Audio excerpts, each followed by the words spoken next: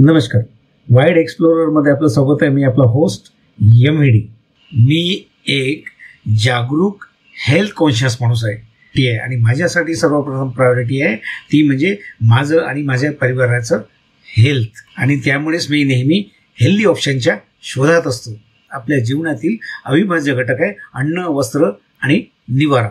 या 3 घटकमध्ये सगळ्यात महत्त्वाचा घटक आहे ते म्हणजे अन्न आणि त्यातल्या त्यात तेल. बाजारात जे खाद्यतेल मिळतं ते शुद्ध मिळणं फारच अवघड. आणि बाजारात जे तेल मिळतं त्यामध्ये प्रिझर्वेटिव्ह असतो, आर्टिफिशियली फ्लेवर असतो आणि ते नैसर्गिक दिसावं म्हणून त्यात रंग पण मिसळतात. या सगळ्या बाबीवर मात करण्यासाठी मी एक प्रॉडक्ट एक्सप्लोर करतोय जे मी नुकतंच खरेदी केलंय. ते आहे ऑइल प्रेस मशीन. या मशीनने आपण सगळ्याच प्रकारचं ऑइल पिळू शकतो.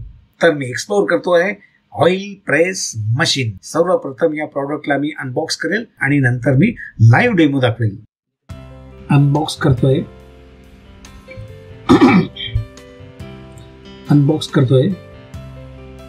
बॉक्स मध्ये अजून एक बॉक्स.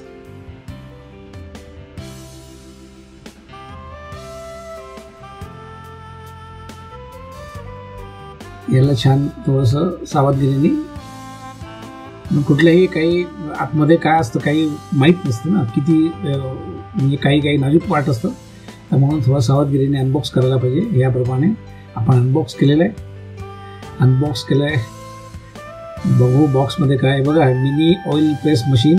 आणि हे जे चित्र दिलं आहे त्यामध्ये का कुठलं मिनी ऑइल प्रेस मशीन कुठलं आपण ऑइल काढू शकतो याप्रमाणे. आणि कुठल्या याला किती टेम्परेचर मेंटेन करायला पाहिजे आणि आउटपुट किती हे सगळं त्यामध्ये दिलेलं आहे. तर या प्रकारे एक लिफाफामध्ये बिल आणि हे आहे ब्राउचर्स आणि युजर मॅन्युअल गाईडलाईन. या प्रकारे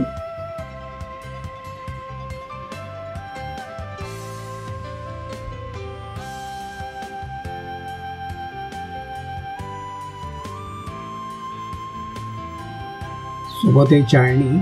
मला वाटते ते तेल निघताना त्यामध्ये कचरा येऊ नये यासाठी. आणि हे एसेसरीज. बघू याचा काय उपयोग होत होते. पॉवर केबल आणि हँडग्लोव्ज फार महत्त्वाचं बाब आहे. याच्यामध्ये हँडग्लोव्ज फार महत्त्वाचं असतं कारण कुठल्याही मशीनला आपण हँडल करताना एक सेफ्टी मेजर्स म्हणून ते हँडग्लोव्ज वापरायला पाहिजे. याप्रमाणे याप्रमाणे. आणि हे आहे ब्रश, नोझल साफ करण्यासाठी. वापर झाला की नोझलला या ब्रशने साफ करायला. तर हे आहे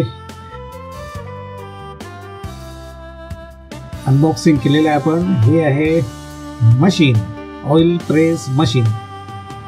बघू काय इन्स्टॉलेशन करावं लागतं ते.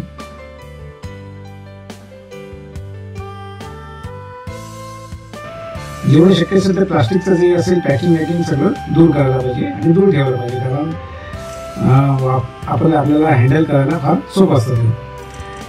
हे आहे एक पॉट आहे, डिस्पेन्सर म्हणता येईल, सीड डिस्पेन्सर. यामध्ये सीड टाकला जातो आणि थोड्या प्रमाणात ते सीड मशीनमध्ये जातं. तर याप्रमाणे एक प्रकारचं ते आटा चक्कीमध्ये आपण बघितलं असेल ह्याच सेम प्रोसेस आहे. हे आहे सीड डिस्पेन्सर. यामध्ये सीड टाकायचं आणि नंतर थोडं प्रमाणात ते मशीनमध्ये सीड जातं. हे आहे या प्रकारे.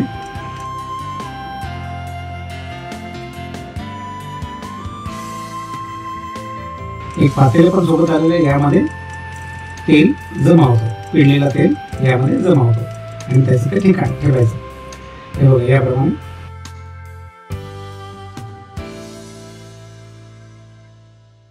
मित्रांनो, हे प्रोसेस फार तेल निघण्याची प्रोसेस फार कुतूहल असतं बघण्याचं. ते पण आपण बघूच.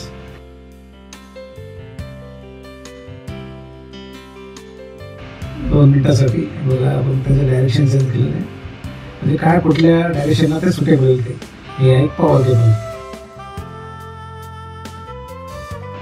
नंबर केबल मी अटॅच केलेला आहे. हे आहे समोरचा रॉड, या ठिकाणी ऑइल पेरलं जातं. या प्रकारचं त्याचं इन्स्टॉलेशन फार सोपं असतं, काही मोठं काही नाही. मॅन्युअलमध्ये सगळं गेलेलं आहे आणि ते मी वाचूनच हे इन्स्टॉल करतोय. या प्रकारे हे आहे ऑइल, या प्रकारे, आणि ही केलं त्याची की तिचा पार्ट बाहेर येऊन येईल. कॅप आणि जो बाहेर येणारा रॉ मटेरियल आहे तो या डिस्पेन्सरने बाहेर येतो, या बाटमधून तो बाहेर येतो.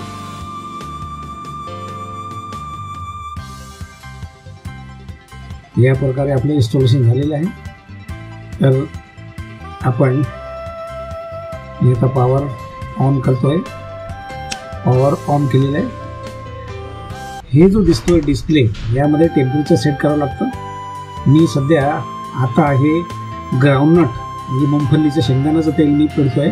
त्यासाठी 200 ते 220 पर्यंत टेम्परेचर ठेवायला पाहिजे असं त्या मॅन्युअलमध्ये दिलं गेलं. तर मी टेम्परेचर सध्या 200 वर सेट केलेलं आहे. तिथपर्यंत टेम्परेचर जाईल, थोडंफार वर जाईल, नंतर पुन्हा 205ला सेट केलं मी.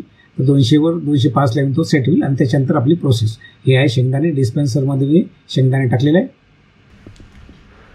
आणि आता मी मशीन सुरू करतो. मशीनचा आवाज एवढा खूप काही नसतो, पण थोडाफार येतो.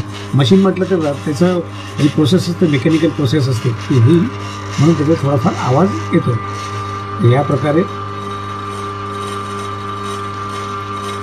बघा कसं बिलकुल 4 ते 5 सेकंदात ही ऑइल निघण्याची प्रोसेस सुरू. आणि दुसरी बाजूला वेस्ट प्रोडक्ट. त्या वेस्ट प्रोडक्ट म्हणण्यापेक्षा आपल्यासाठी जर ते वेस्ट प्रोडक्ट असलं, पण ते जनावरांसाठी, गुरांसाठी फार पौष्टिक आहे. आणि जर गुरांना ती खाऊ घातलंय तर ते त्यांच्यासाठी फार ती मेजवानी असते एक प्रकारची. त्यांना फार आवडतं गुरांना. ज्यांना दुसऱ्या भाषेत आपण ढेप म्हणतो. ढेप, हे शेंगदाण्याचं ढेप या प्रकारे निघतोय. ते बघा, आपण बघत आहे कसं एका बाजूला ढेप निघतोय आणि एका बाजूला तेल. ढेप त्या भांड्यात जमा होतो, ऑइल त्या भांड्यात जमा होतो आणि एक दुसऱ्या बाजूला ढेप. या प्रकारे आपण तेल काढलेलं आहे. तर या मशीनचं एफिशियन्सी असं म्हणता येईल की एका तासात जवळपास 6 किलो आपण सीड पिळू शकतो. हे आहे तेल. सुरुवातीला हे तेल गढूळ दिसतं, पण त्याला काही तास सॅटल होऊ द्यावं लागतं. सॅटल झालं की तो दिसणारा तेल या प्रकारे एकदम शुद्ध. तर मित्रांनो, मला सांगा हा एपिसोड तुम्हाला कसा वाटला. आवडला असेल तर चॅनलला शेअर करा, सबस्क्राईब करा आणि लाईक करा. तर पुन्हा भेटू एक नवीन टॉपिक सोबत. तोपर्यंत अलविदा, शुक्रिया, नमस्कार.